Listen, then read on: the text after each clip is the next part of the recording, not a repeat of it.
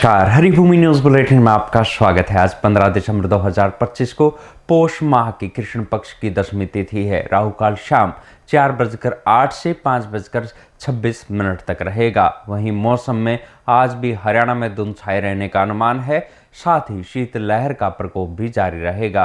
अब नजर डालते हैं आज के प्रमुख हेडलाइंस पर।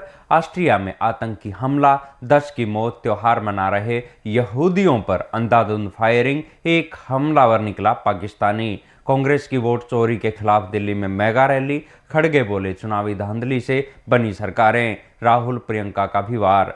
नितिन नवीन बीजेपी के नए कार्यकारी अध्यक्ष बने, बिहार सरकार में मंत्री, नए राष्ट्रीय अध्यक्ष के चुनाव तक संभालेंगे कार्यभार। यूक्रेन में लाखों लोग बिना बिजली पानी, जेलेंस्की का आरोप, रूस युद्ध को बेवजह लंबा खींच रहा। दक्षिण अफ्रीका में निर्माणाधीन 4 मंजिला हिंदू मंदिर जमी दोज, कई लोगों की मौत। अब खबरें विस्तार से। सबसे पहले बात करते हैं ऑस्ट्रेलिया में आतंकी हमले की। सिडनी के मशहूर बॉन्डी बीच पर हनुका त्योहार मना रहे यहूदी समुदाय पर रविवार दोपहर आतंकवादियों ने ताबड़तोड़ फायरिंग कर दी। इस हमले में 10 लोगों की मौत हो गई। ऑस्ट्रेलियाई मीडिया के मुताबिक एक हमलावर का नाम नवीद अकरम है।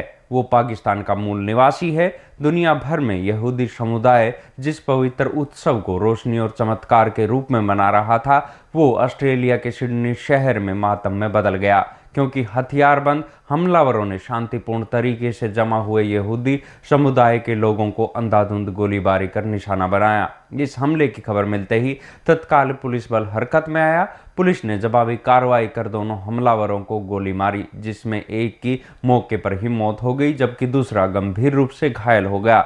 उसे हिरासत में ले लिया गया। सोशल मीडिया पर सामने आए वीडियो में बॉन्डी बीच पर शव बिखरे दिखाई दिए और लोगों में जान बचाने के लिए भगदड़ मच गई। सिडनी मॉर्निंग हेराल्ड की एक रिपोर्ट के अनुसार लगभग 50 गोलियां चलाई गई। इस कायराना हमले के बीच एक आम नागरिक ने जोरदार साहस का परिचय दिया। हमले के वीडियो में एक शख्स अपनी जान जोखिम में डालकर हमलावर के पास पहुंचा और उससे राइफल छीन ली और उसे काबू में किया, जिससे कई अन्य लोगों की जान बच गई।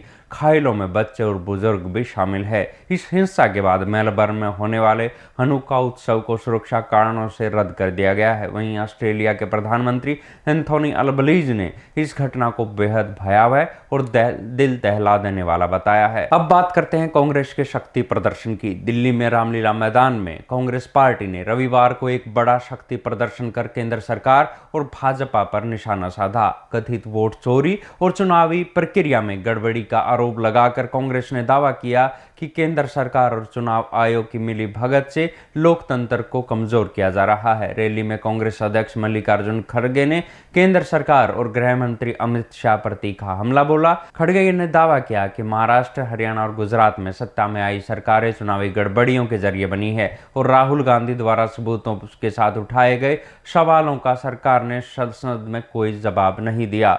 खड़गे ने जोर देकर कहा कि आज सत्ता में बैठे लोग जनता की असली पसंद नहीं है, बल्कि चुनावी धांधली से चुने हुए हैं। पूर्व अध्यक्ष राहुल गांधी ने भी वोट चोरी के मुद्दे पर केंद्र सरकार को घेरा और कहा कि बच्चा बच्चा जानता है कि वोट चोरी के जरिए सरकार बनाई जा रही है। वहीं प्रियंका गांधी वाड्रा ने सरकार को विफल बताया। उन्होंने कहा कि देश की अर्थव्यवस्था पर दबाव है, रुपया गिर रहा है और विदेश नीति नाकाम हुई है, फिर भी प्रधानमंत्री मोदी मौन है।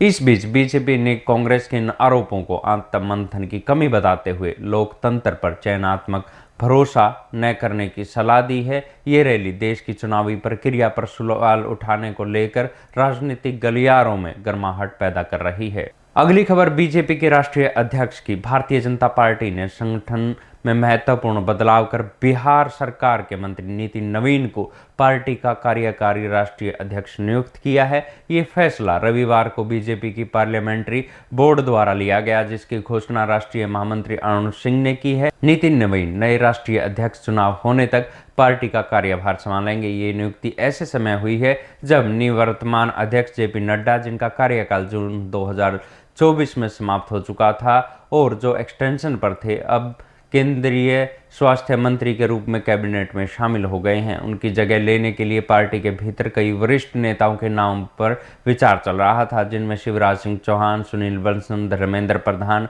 रघुवर दास, वानती श्रीनिवासन, तिसली सिमाई सौंदर्य राजन और डी पुंदेश्वरी जैसे कद्दावर नाम शामिल है। नितिन नवीन की कार्यकारी अध्यक्ष के रूप में नियुक्ति संगठन में एक युवा नेतृत्व को आगे बढ़ाने का संकेत देती है। वर्तमान में 45 वर्ष के नितिन नवीन यदि भविष्य में पूर्णकालिक राष्ट्रीय अध्यक्ष चुने जाते हैं तो ये इस पद को संभालने वाले सबसे युवा व्यक्ति बन सकते हैं। ये नियुक्ति दर्शाती है कि बीजेपी अब बिहार जैसे महत्वपूर्ण राज्य से युवा संगठनात्मक अनुभव रखने वाले नेताओं को शीर्ष नेतृत्व में लाकर पार्टी को नई दिशा देने की तैयारी में है। अब बात करते हैं यूक्रेन की। यूक्रेन के राष्ट्रपति व्लोदिमीर जेलेंस्की ने रूस द्वारा देश के ऊर्जा के बुनियादी ढांचे पर किए जा रहे लगातार हमलों को लेकर गंभीर चेतावनी जारी की है। इन हमलों के कारण लाखों यूक्रेनी परिवार बिजली, गर्मी और पानी जैसी बुनियादी सुविधाओं से वंचित है। जेलेंस्की ने जोर देकर कहा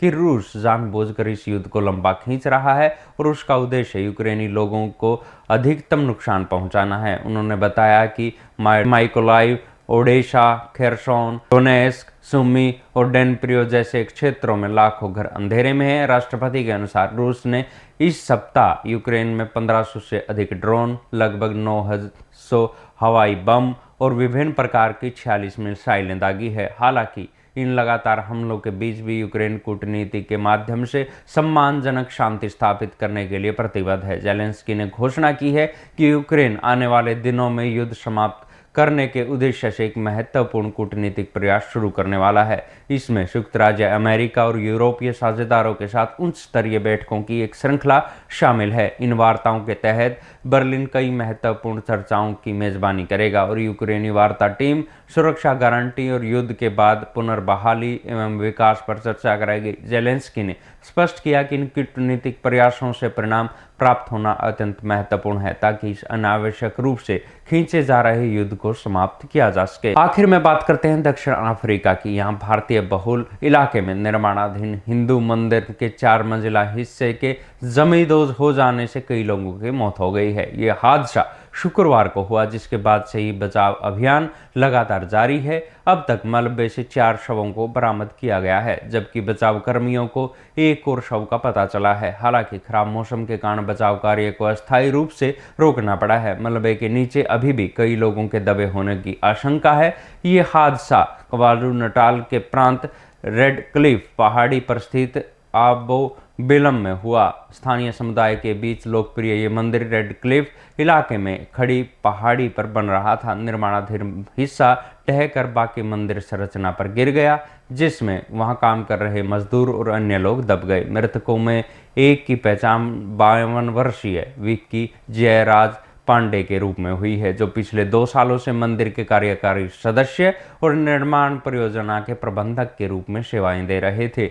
इस मंदिर का निर्माण 2 साल पहले शुरू हुआ था और इसमें भगवान नरसिंह देव की दुनिया की सबसे बड़ी मूर्ति स्थापित करने की योजना थी। ऐसी ही खबरों से जुड़े रहने के लिए देखते रहिए हरिभूमि टीवी। और अधिक खबरों को विस्तार से जानना है तो हरिभूमि अखबार पढ़ें या हरिभूमि की वेबसाइट पर जाएं। शुभ प्रभात।